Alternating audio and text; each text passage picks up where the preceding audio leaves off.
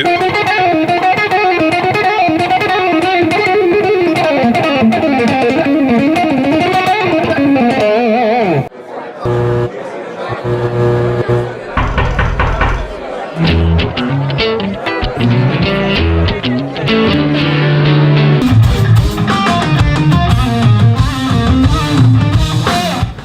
everyone, so we're on our way to see Paul Gilbert tonight at the Forum Boreal. He's actually doing a masterclass tonight, and he'll be playing with the drummer I actually play with, who's called Aurélie Ouzoulias, so that's really exciting for me because very fond memories of Paul when I was a kid. Really digging Racer X and Mr. Big and all his solo stuff, and he's a great guitar player. I mean, apart from being a great guitar player, he's a great guitar teacher, and so it's going to be very interesting to meet him because there's just so much talent in one human being, so it's going to be great. So let's get to it.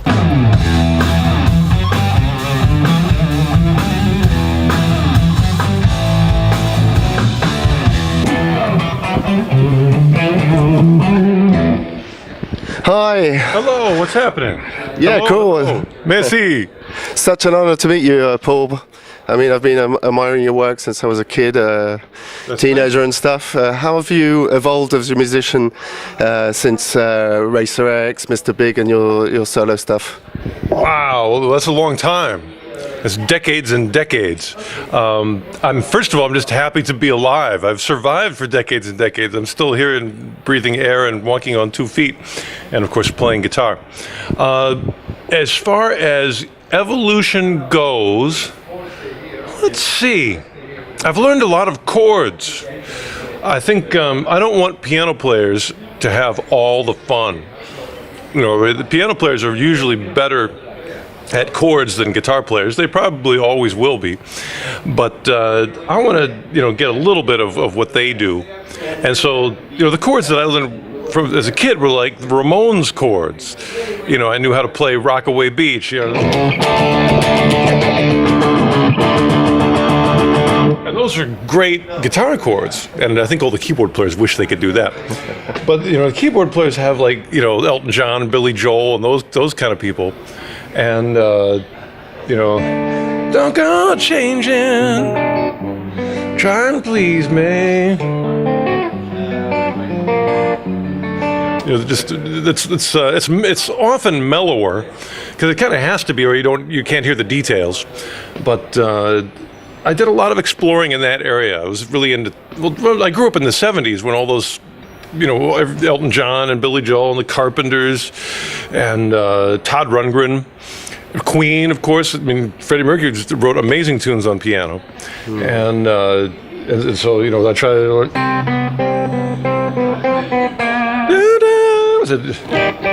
What is that? I got to remember it. I don't know if I will.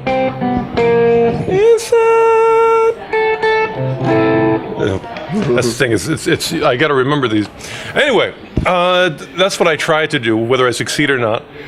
And then the other thing is, I wish that I was a better vocalist. Mm-hmm. And I realized that if I play the vocal line on my guitar, it's all the high notes are there. Yeah, because you sing marvelously well with your guitar. Well, that's the thing. Is like. My voice, my human being voice is sort of like having just those two strings, and the highest I can get is like, that's as high as I can get. But the real singers, Steven Tyler, Ronnie James Dio, Freddie Mercury, those guys, they have like a full guitar in their 7 octaves in their voice. And I don't have that here, but I do have it here. Mm-hmm. And so one of the things I've been working on is slide. And I put a magnet in my guitar so it holds the slide in place. Cool. And as anytime I want,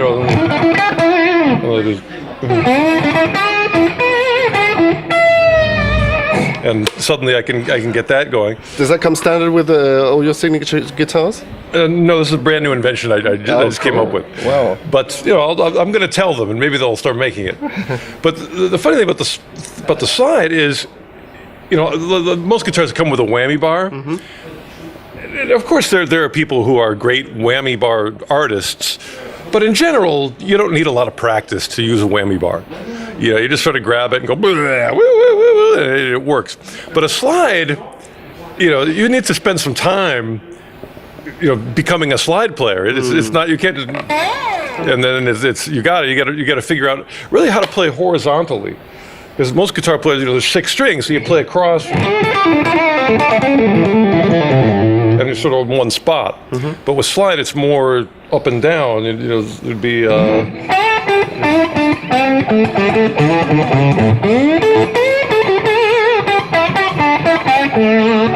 So it's much more of this kind of movement, and if you're not used to that, you don't know where the notes are. So is slide guitar something you've recently got back into, or something that you've picked up again recently? The last tour I did, I had one slide song, and so that started to get me into it a little more, and it was just fun.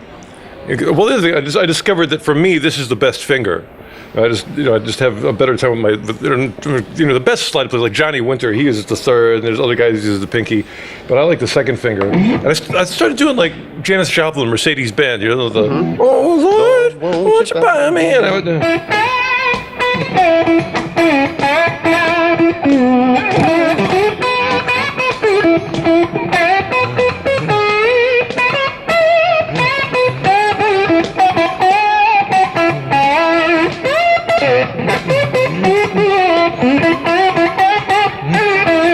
and trying to get that out. And also on my new album, about half the album, I'm playing the melodies on slide. So it's really like, not only have I found my voice by playing vocal lines, but I found a second voice with a slide, because it has a different way sound of expression. To it. So a lot of guitar players, me too, we try to have like a lot of pedals, and you think, if I hit a pedal, maybe I'll sound different. But with the slide, it's like you get to have 2 guitar players on one guitar.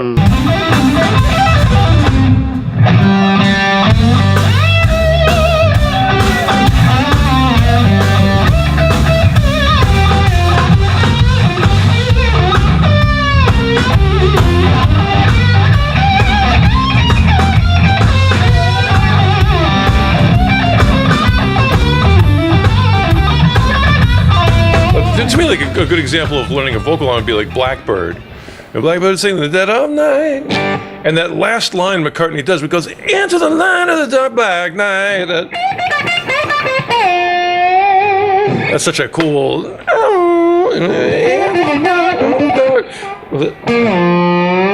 And that's, you got to jump. That's a really long way to go, and you hopefully get it accurate.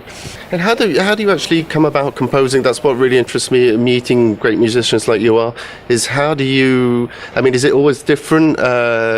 Would you assemble a certain amount of riffs on the guitar, or is it stuff you hear in your head and then translate it into the guitar? Or Well, initially you just try to get every idea you can. I carry, the phone's got a voice recorder, so it's sort of the equivalent of having a cassette player back in the day, and just get lots of little ideas. But lately, I've really been using lyrics as the starting point.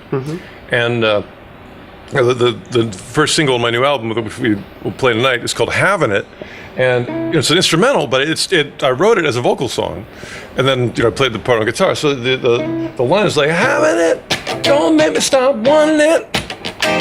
Having it, don't make me stop wanting it. The back of it just made me want to see the front of it.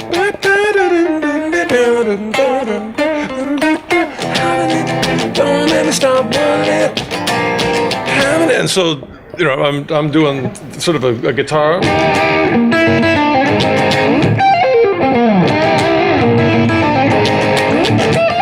And it becomes a guitarish version of that. But it makes me write differently.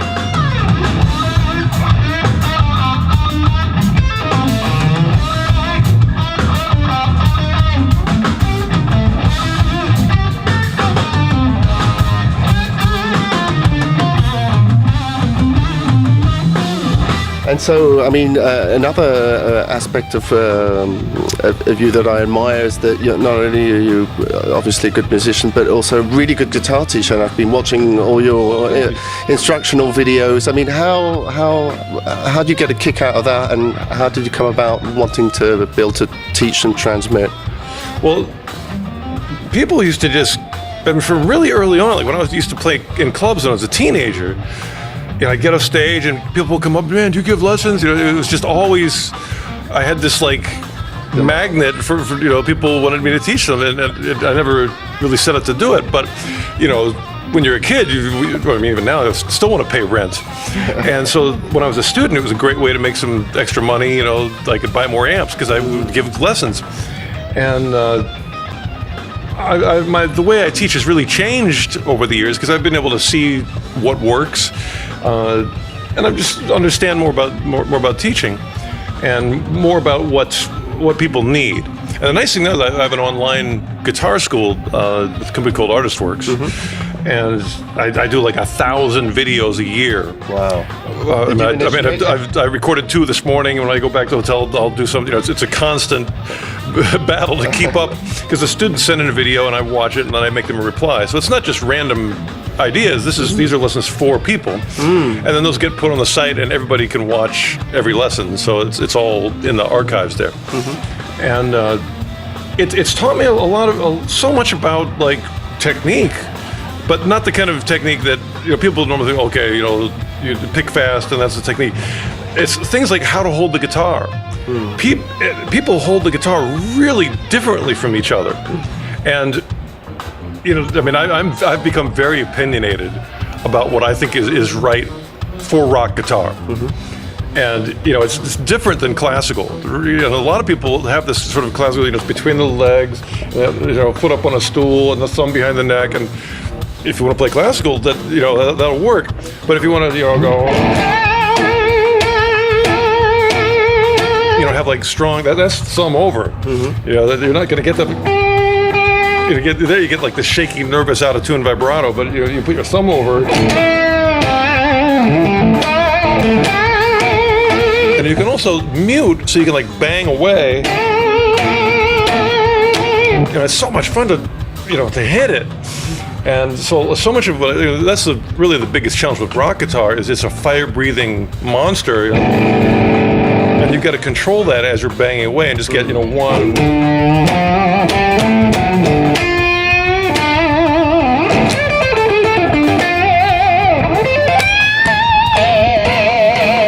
Be able to be loose with it and still in control.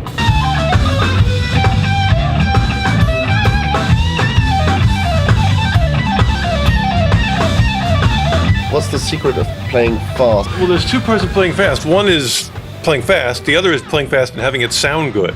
And it's hard to make it sound good. And so to me, one of the things that I just do is listen.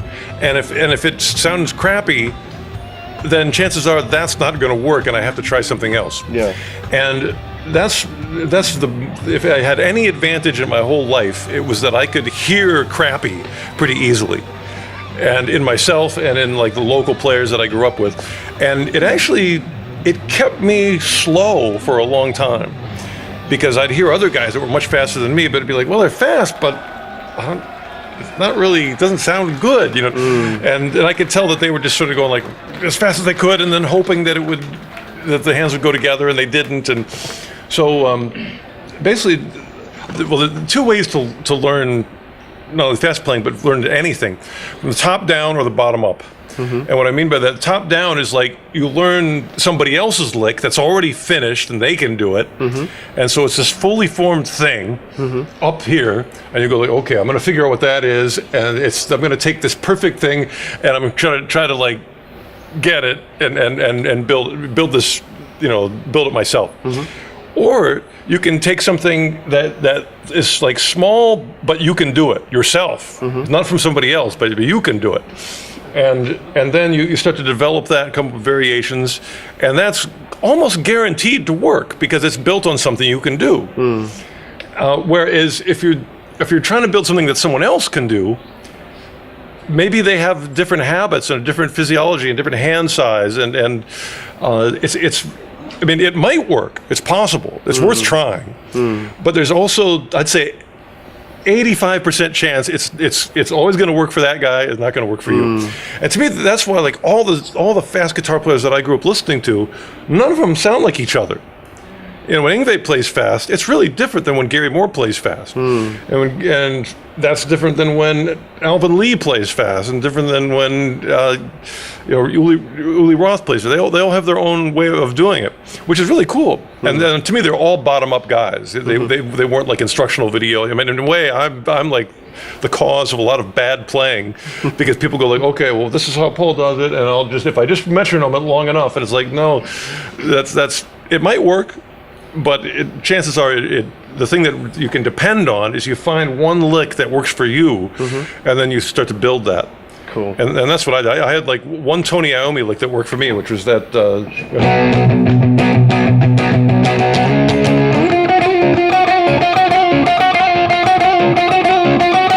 At the end of Sweet Leaf. And the cool thing about that was it was in time. You know, there was a groove.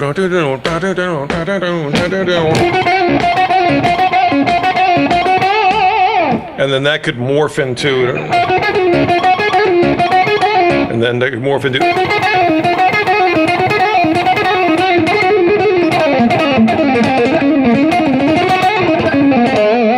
and you know, it could just grow and grow and grow, and then it becomes something that's my own. But there's one secret note, and that is the Black Sabbath note. What's all about the masterclass you're doing tonight? What's special about this? Oh yeah, well, I'm going to learn a lot tonight because it's a masterclass for me. I picked a lot of songs that I'm interested in, and you know, I'm doing like Yes, Only Over a Lonely Heart. I'm doing the vocal line.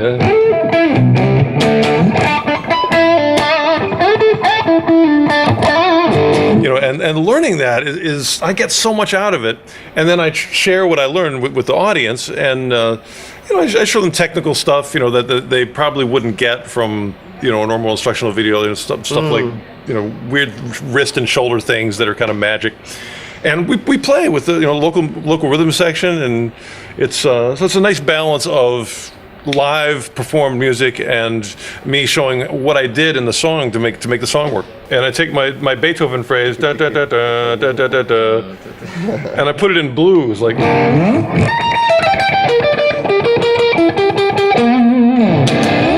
Cool. Yeah. Thank you very much. This was Paul Gilbert for Knock Knock. Thank you for watching.